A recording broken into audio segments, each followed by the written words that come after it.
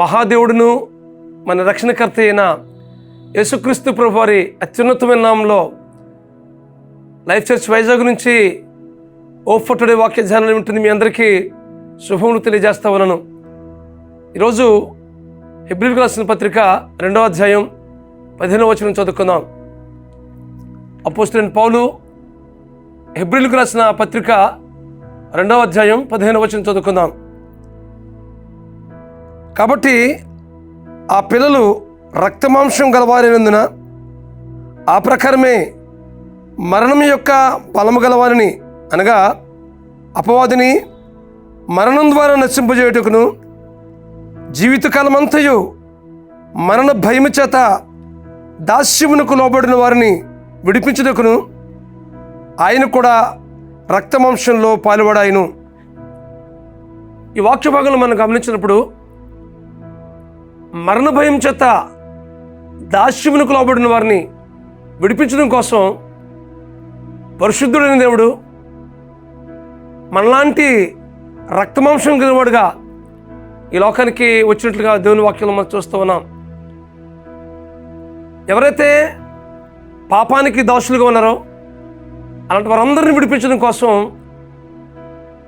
ఆ పాప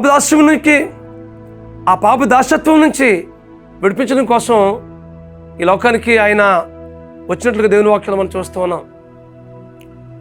పాపము ఏం చేస్తుందంటే మరణాన్ని తీసుకొస్తూ ఉంది. పాపములకు వచ్చే జీవితము మరణము.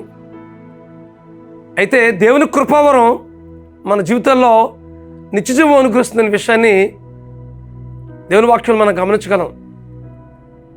కాబట్టి పాపం చేసిన ప్రతి వాడు కూడా పాపానికి దోషులు అవుతున్నాడు. అయితే ఆ పాప దాస్యత్వం నుంచి విడిపించడం కోసం ఈ లోకానికి శరీరధారిగా, కృపాసత్య సంపన్నుడిగా ఈ లోకానికి యేసుక్రీస్తు ప్రభువారు రక్తమాంసంలో పాల్పడయ్యాడు. ఈ వాక్యం ఉంటుంది మీ జీవితంలో. ఏ దాస్యత్వం మిమ్మల్ని అణిచివేస్తూ ఉందో, ఏ పాపమైతే మీ మీద దోషారోపణ చేస్తుందో ఆ విషయంలో దేవునికి మనం అప్పగించుకున్నట్లయితే దేవుడు మనల్ని విడిపించి మనల్ని పరిశుద్ధులుగా చేయడానికి ఆయన ఇష్టపడుతూ ఉన్నాడు. కాబట్టి జీవితకాలమంతయు మరణ భయం చేత దాస్యమునకు లోబడిన వారిని విడిపించడం కోసం యేసుక్రీస్తు ప్రభువారు ఈ లోకానికి వచ్చారు. ఎందుకోసమేనంటే పాపము వల్ల మనిషి ఏమైపోతున్నాడంటే నశించిపోయి నిత్యజీవానికి వెళ్ళబోయి నరకానికి వెళ్ళిపోతా ఉన్నాడు. నిత్యజీవం ఇవ్వడానికి యేసుక్రీస్తు ప్రభువారు ఈ లోకానికి వచ్చాడు. ఏ పాపం చేత మనం బంధించబడుతున్నామో, ఏ పాపము నుండి మనం విడుదల కావట్లేదో, ఏ పాపం చేత మనం నలిగిపోతూ ఉన్నామో వాటన్నిటినీ ప్రభువుకు అప్పగించినట్లయితే దేవుడు ఆ దాస్యత్వం నుంచి విడిపించడానికి దేవుడు ఇష్టపడుతున్నాడు. కొన్నిసార్లు మన అలవాట్లు కావచ్చు, కొన్నిసార్లు మనం వాటి నుంచి ఎంతమాత్రం బయటికి రాని పరిస్థితి కావచ్చు.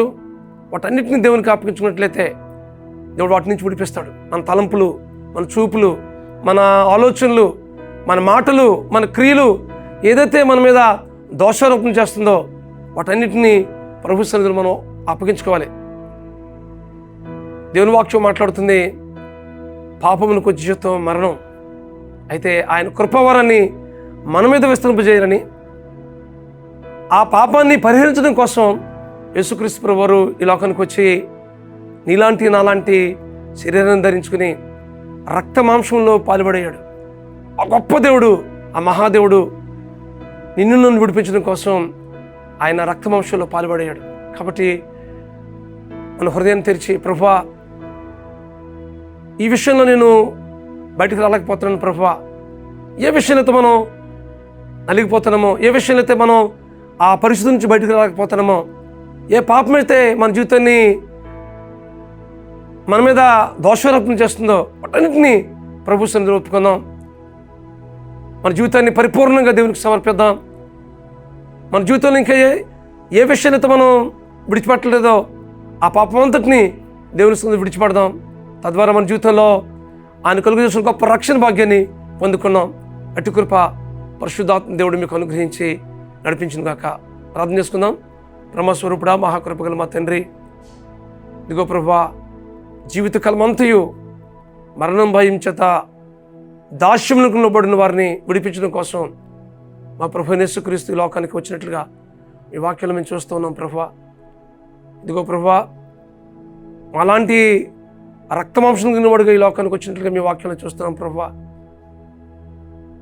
ఏ విషయంలో అయితే ప్రభువా ఇంకా అప్పగించిన స్థితి ఉందో, ఏ పాపమైతే ప్రభువా మా హృదయాన్ని మా మీద దోషారోపణ చేస్తుందో, వాటన్నిటిని మీ సన్నిధిలో ఒప్పుకుని విడిచిపడడానికి కృప చూపించవలసిందిగా ప్రార్థిస్తూ, మీరు జీవితంలో మీరు కలుగజేయబోయిన రక్షణను, మీరు ఇస్తున్న రక్షణ భాగ్యాన్ని మీరు స్వతంత్రించుకుని ప్రభువా దినదినము మీకు మహిమకరంగా జీవించడానికి కృప చూపించమని మా ప్రభువైన యేసుక్రీస్తు నామములో ప్రార్థన చేస్తున్నాం తండ్రి.